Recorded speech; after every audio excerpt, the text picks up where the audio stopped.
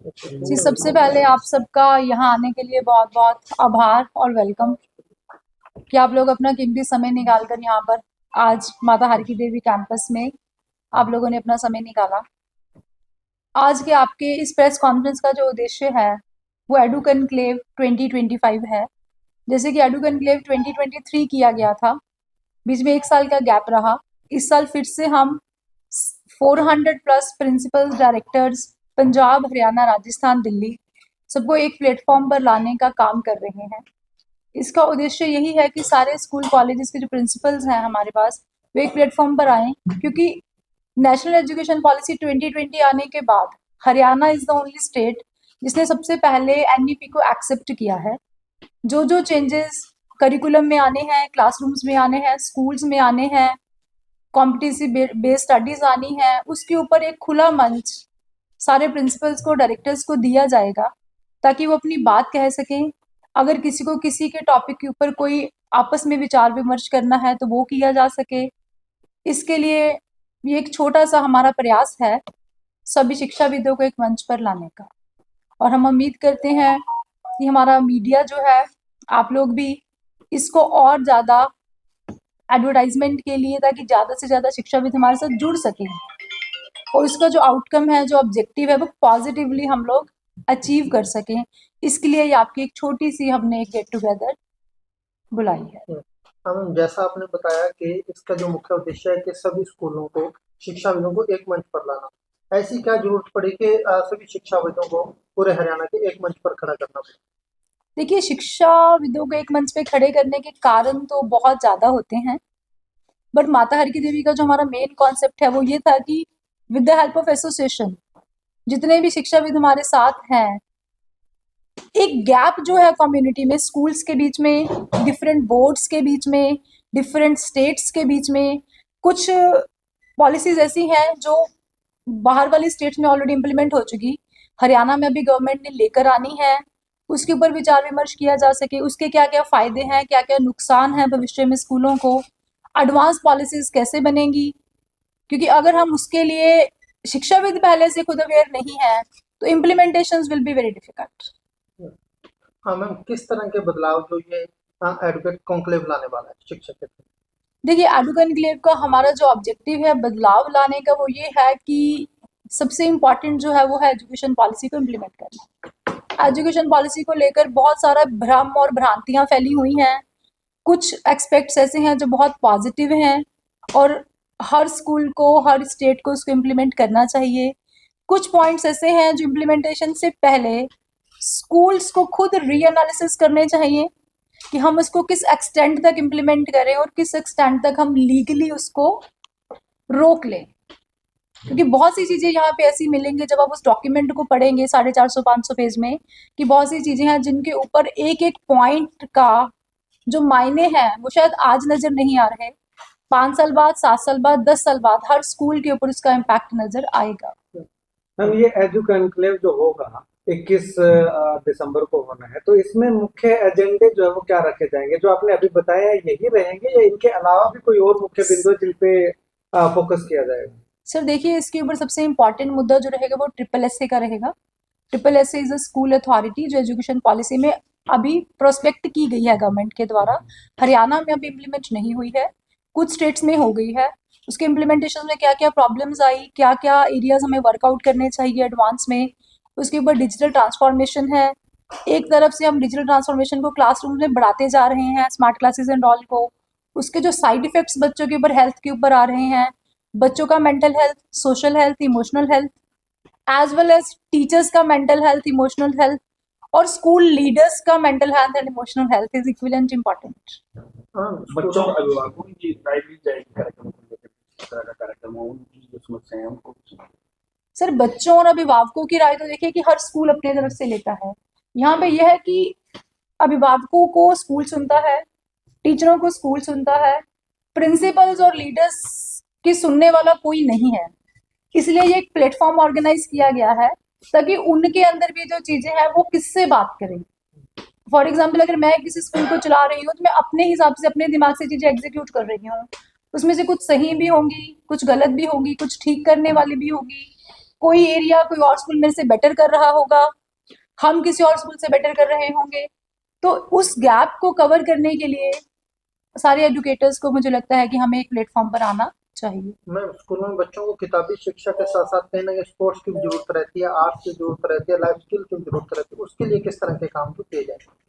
देखिए आर्ट्स और अगर हम लाइफ स्किल्स की बात करें तो अगर लेटेस्ट जो सीबीएसई का सर्कुलर आया है 6 to 8 में टोटल करिकुलम अगले साल से वो इंक्वायरी बेस्ड और कॉम्पिटेंसी बेस्ड ही हो रहा है। उसके ऊपर ऑलरेडी अलग से एक पैनल प्लान किया गया है जिसमें ये डिस्कस किया जाएगा कि 6 to 8 के करिकुलम को हर स्कूल ने as per new circular policies में क्या क्या चेंजेस हमें करने हैं। मैम स्कूलों में अक्सर देखा जाता है बच्चों के लिए अलग अलग कार्यक्रम किए जाते हैं, कहीं ना कहीं टीचरों को शिक्षकों को भी इस चीज़ की ट्रेनिंग वगैरह की जरूरत रहती है, उसके लिए किस तरह के प्रयास किए जाए? देखिए ट्रेनिंग का जो मुद्दा रहा वो एक बहुत सेंसिबल मुद्दा रहा स्कूल्स के अंदर। अगर हर स्कूल अपने लेवल पर अगर स्पीकर्स बुला के ट्रेनिंग करता है तो वो कहीं ना कहीं स्कूल्स को फाइनेंशियली स्टेबल नहीं रहती। इसमें हम एक प्रयास ये भी कर रहे हैं, अब जितने भी स्कूल यहाँ पर आएंगे अगर वो सब किसी एक मुद्दे पर एग्री करेंगे तो we are planning a module trainings कि 10-10 15-15 स्कूल्स के ब्लॉक्स बनाकर स्लॉट्स बनाकर हम 15 स्कूल्स के टीचर को एक प्लेटफॉर्म पे ट्रेनिंग दें ताकि ये स्कूल्स के लिए फाइनेंशियली भी वाइबल रहे और इसका जो लोड है वो टीचर्स के ऊपर ना आए। हम सभी स्कूलों को, प्राइवेट स्कूलों को एक मंच पर खड़ा करने के लिए एमएचडी ग्रुप की आगामी रणनीति क्या है? देखिए यहाँ पे मैं एक थोड़ी सी करेक्शन करना चाहती हूँ कि जो आगामी रणनीति है एमएचडी ग्रुप एक को पावर्ड संस्था के साथ खड़ा है। एक्चुअल में ये प्रयास जो हमारे साथ किया जा रहा है वो स्कूल एसोसिएशन हरियाणा और द सिरसा एसोसिएशन जो इनकी डिस्ट्रिक्ट एसोसिएशन है पंकज जी जिसमें है उसके साथ भी है। इसका कंसर्न यही रहेगा कि आने वाले सालों में भी अगर हर साल नहीं पॉसिबल हुआ क्योंकि इसमें बहुत सारा प्रोसेस इन्वॉल्व है, बहुत सारे फाइनेंसेस इन्वॉल्व है, बहुत सारी मैन पावर रिक्वायर्ड है, ये हमारा एटलीस्ट 1.5 महीने का दिन रात का एफर्ट है। तो अगर हर साल ना हो सकेगा तो एटलीस्ट जैसे हम अब कर रहे हैं कि 23, 25, 27 we will try our best कि एक एक साल के गैप पे हम इस काडू एनक्लेव को कंटिन्यू करते चले जाएं ताकि जितने भी न्यू स्कूल्स ऐड होते हैं, कई बार स्कूल्स में प्रिंसिपल्स चेंज होते हैं, न्यू प्रिंसिपल्स को एक विजन की ज़रूरत होती है और बीइंग एज एसोसिएशन भी हम चाहते हैं कि स्कूल्स एसोसिएशन के साथ जुड़े क्योंकि कभी कभी कुछ समस्याएं ऐसी होती हैं जो एक स्कूल वाला अकेला हैंडल नहीं कर सकता, उसमें उसको सपोर्ट चाहिए। इसमें जैसे कि प्रिंसिपल सिक्योरिटी के काफ़ी केसेस पिछले 1.5 साल में हरियाणा में हुए, मर्डर्स के हुए, वहाँ पे एसोसिएशन को उस टाइम उन प्रिंसिपल्स के साथ उनके परिवारों के साथ इमोशनली मेंटली जिस तरह से या लीगली हमें साथ देना पड़ेगा। इसमें एक लीगल पैनल भी बनाया जाएगा स्कूल्स की तरफ से जो हर जगह पे जहाँ पर भी प्रिंसिपल्स या स्कूल्स को कोई परेशानी है तो एज अ फैमिली हम उनके साथ एक एक्सटेंडेड हैंड उनको अपना प्रपोज करेंगे। 21 को होने वाले इस एजुकेशन कॉन्क्लेव के लिए कांग्रेस से समाज और शिक्षा जगत में क्या फायदा होने वाला है? देखिए इसमें जो समाज और शिक्षा जगत को जो फायदा है वो तो डिपेंड करता है, देखिए कि आप क्या यहाँ से लेकर जाना चाहते हैं। अगर क्लासरूम में भी एक बच्चे को 40 बच्चों को एक टीचर पढ़ा रहा होता है तो हर बच्चे की अपनी गेनिंग होती है। जहाँ पे जो लोग 400 लोग आएंगे अब हर एक की अपनी गेनिंग तो मैं कैलकुलेट नहीं कर पाऊंगी, पर यहाँ पे ये है कि हमारी तरफ से जो चीज़ें प्रोवाइड करवाई जाएंगी उसमें यह है कि जो आजकल हमें लगता है कि बच्चे स्ट्रेस में हैं but when we are heading the chairs तो आप पूछ के देखिए कि टीचर्स उससे ज़्यादा स्ट्रेस में हैं, प्रिंसिपल्स उनसे भी ज़्यादा स्ट्रेस में हैं और स्कूल लीडर्स उससे भी ज़्यादा स्ट्रेस में हैं। तो जब हम टॉप लीडरशिप अगर स्ट्रेस में है तो बॉटम लीडरशिप उसको स्ट्रेस फ्री डिलीवर कैसे करेगी? नहीं कर सकती। तो सबसे पहले हमें टॉप लीडरशिप से लेकर middle leadership then teaching then students तक वो एक जो मेंटल हेल्थ प्रॉपरली डिलीवर करानी है। अगर हम उनकी परेशानियों को हल नहीं करेंगे, एक परेशान प्रिंसिपल एक हेल्दी स्कूल कैसे चलाएगा? तो ये एक छोटा सा प्रयास है कि हम उनको सुने, हम उनकी प्रॉब्लम्स पे डिस्कस करें, हम उनको सॉल्यूशंस दें। आगे भी इस तरह के कार्यक्रम जो रखे जाएंगे एमएचडी ग्रुप की तरफ से? देखिए एमएसटी ग्रुप की तरफ से कार्यक्रम रखे जाएंगे और रखे जाते रहे हैं। साल में 2 या 3 इवेंट एमएसटी ग्रुप ऐसे कर देता है जो सोशल कंसर्न्स के साथ सोशल कनेक्टिविटी को इलैबोरेट करता है। एक संस्था होने के नाते ये हमारी सामाजिक जिम्मेदारी भी है कि हम दूसरों को अपने साथ लेकर कैसे चलें, या जो चीज हम दूसरों को प्रोवाइड कर सकते हैं उन बैरियर्स को ब्रेक करने के लिए this is very much important कि हम एक नैरो माइंडेडनेस के कॉन्सेप्ट से बाहर आए, क्योंकि सिर्फ अपना अपना सोचना शिक्षा देने का दायित्व नहीं है। ठीक है। एक ही क्वेश्चन। जैसे मैम ने आपको बताया कि लगभग 400 के करीब स्कूल संचालक साथी आएंगे, विभिन्न विभिन्न प्रांतों से आएंगे। इसका मेन मोटिव यही है कि एक मंच पर सभी शिक्षाविद इकट्ठे हो जाएं। दूसरा, जो आने वाली स्थितियां हैं, जिस प्रकार से सरकार द्वारा भी सिस्टम के ऊपर दबाव बन रहा है, पेरेंट्स का भी है, बच्चों भी स्ट्रेस में हैं, उन सब चीज़ों से किस प्रकार से आने वाले समय हम निकल सकते हैं, सारा माहौल एक तरफा हो जाए, सभी एकजुट हो जाएं, तो इसलिए ये एक मंच दिया गया है सभी को जोड़ने के लिए। असल में एजुकेशन को वैल्यू बेस्ड एजुकेशन बनाने के लिए क्या रणनीति जो अपनाई जाए? वैल्यू बेस्ड एजुकेशन के लिए हम यहाँ पर भी जो प्रिंसिपल आ रहे हैं उनके साथ भी हमारी चर्चा होनी है इस बारे में।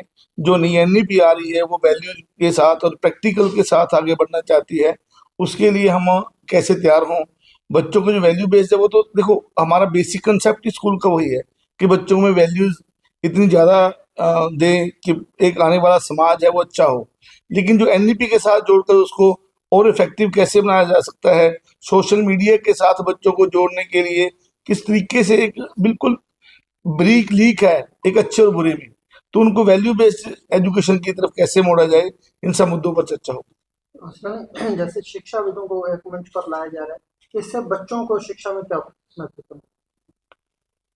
जैसा भी आपको मैम ने बताया कि जो ऊपरी स्तर है, जो लीडर्स हैं, जो स्कूल संचालक हैं, जो प्रिंसिपल हैं, अगर उनके ऊपर एक स्ट्रेस लेवल कम हो जाएगा, वो अपने आप को सिक्योर फील करेंगे कि हमने ये काम बच्चों के साथ करना है, बच्चों को पढ़ाना है, और हमारे साथ एक टीम खड़ी है बैकअप पे जो हमारे साथ है, हमारे दायित्वों को, हमारे सिस्टम को समझेगी। तो नेचुरली बात है, बच्चों के ऊपर भी जो स्ट्रेस फ्री काम करेंगे तो बच्चों को उससे बढ़िया डिलीवर कर पाएंगे शिक्षा। देखिए, मैं तो ये बात कहूंगा कि ये शिक्षक विदों को इकट्ठा करने के लिए एक महासम्मेलन है, जिसमें पूरे हरियाणा से, पंजाब से, उत्तर प्रदेश से, उत्तराखंड से, हिमाचल से, J&K से भी सारे शिक्षाविद इकट्ठे होंगे और एक मंथन होगा। तो हमारा ये बात कहेंगी, ये हमारा एक परिवार है, एक परिवार के माध्यम से सारे स्कूल संचालक इकट्ठे होंगे तो शिक्षा की अलग अलग नीतियों पर यहाँ पर विचार किया जाएगा ताकि बच्चों का सर्वांगीण विकास हम कैसे कर सकें। हाँ सर, जैसे हम पिछले सालों में देखते थे कि एक अध्यापक की, गुरु की बड़ी इज्जत हुआ करती, लेकिन आजकल समाज में बच्चों में वो चीज नहीं रही। क्या बड़ा कारण मानते? उसके लिए मैं तो सबसे बड़ा कारण आपका मोबाइल मानता हूँ। तो पहले क्या होता था, बच्चे प्ले के लिए जाते थे, खेलने के लिए, सस्ते में गुरुजी मिल गए तो वो गली बदल लेते थे। आजकल बच्चे गली में जाते ही नहीं है, मोबाइल पे बैठे हैं, कहीं पर गेम खेल रहे हैं। और इसने जो शिक्षा का जो हमारा काफी नुकसान भी किया है, बच्चों का पढ़ाई की तरफ ध्यान भी कम हुआ है। सर, सबसे बड़ा मुद्दा एक ये चल रहा है, सबसे बड़ी समस्या भी स्कूलों को भी आ रही है और कहीं ना कहीं पेरेंट्स को भी आ रही है। स्कूल वैन जो है, जो काफी खस्ता हालत में कई स्कूल लेकर के चलते हैं।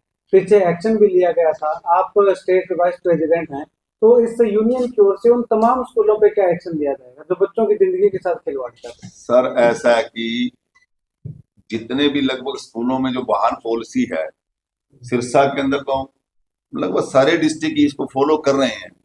और आपको ये पता होता है कि हर जगह 2-4 ऐसे स्कूल संचालक होते हैं जो इस लाइन में आ जाते हैं, लेकिन इसकी यथास्थिति को नहीं समझते भी इसका नुकसान क्या होगा। जैसा कि महेंद्रगढ़ में हुआ, आपको पता ही है। एक स्कूल संचालक की गलती से जिनके कागज कंप्लीट भी थे उनको भी उन यात्राओं से निकलना पड़ा। और समय समय पर इसके शिविर भी लगते हैं, एसोसिएशन की तरफ से भी समझाया जाता है भी आप अपनी गाड़ियों के कागजात, ड्राइवर, ये भी दिक्कत आई थी, ड्राइवर नशे में मिलते हैं। लेकिन स्कूल संचालक और एसोसिएशन की तरफ से पूरा प्रयास किया जाता है कि आप ऐसा कोई भी व्यक्ति ना रखें। कभी भी कोई स्कूल संचालक इस प्रकार की गलती नहीं करना चाहता, लेकिन कई बार अनजाने में हो जाती है। तो उन पे कोई एक्शन भी तो नहीं लिया गया अब तक? एक्शन क्यों नहीं लिया गया सर? ऐसा है जी, अब मान लीजिए जिस स्कूल से गलती हुई, सरकार ने भी एक्शन दिया, लेकिन एसोसिएशन एक प्रयास कर रही है कि आप जितना बच सकते हो इन चीजों से बचो। अगर आपने स्कूल चलाना है तो आपको नियमों का पालन तो करना ही पड़ेगा, चाहे शिक्षा से रिलेटेड है, चाहे वाहन से, किसी भी चीज से।